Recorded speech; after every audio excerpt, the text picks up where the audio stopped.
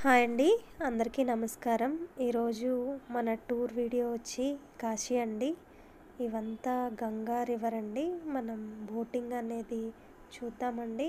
ఎంత అద్భుతంగా ఆహ్లాదంగా ఉన్నది అనేది. పరమ పవిత్రమైన కార్తీక మాసంలో గంగా నది 84 ఘాట్లు చూద్దామండి. 84 ఘాట్స్ ఉంటాయండి టోటల్గా గంగా రివర్ అంతా.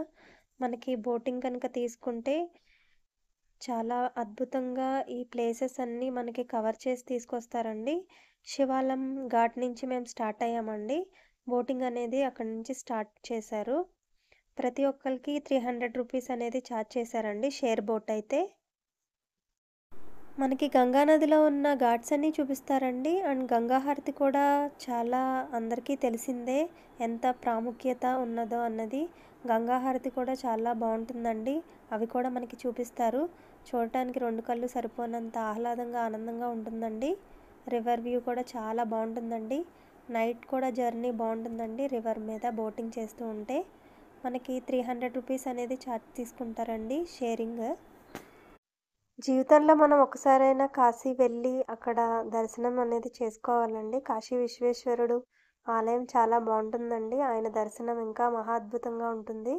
జీవితంలో ఒక్కసారైనా ఆయన దర్శనం అనేది మనం చేసుకోవాలండి. మనం చూస్తూ ఉండగానే చూశారు కదండి, కట్టెలు అలా కాలుస్తూ ఉంటారు. మనకి ఎందుకో కానీ అక్కడికి వెళ్ళిన తర్వాత వాటిని చూసిన తర్వాత భయం అనేది అనిపించదండి.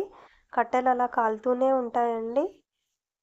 యాక్చువల్గానే ఇండియాలోనే మనకి చాలా ప్లేసెస్ ఉన్నాయండి ఎక్స్ప్లోర్ చేయడానికి.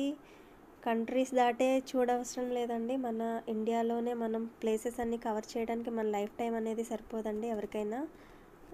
ఖచ్చితంగా కాశీ వెళ్ళి ఈ ఘాట్స్, రివర్, ఆ దర్శనం, పవిత్రమైన కాలభైరవుడి దర్శనం, ఇలా చాలా ఉంటాయండి కాశీలో.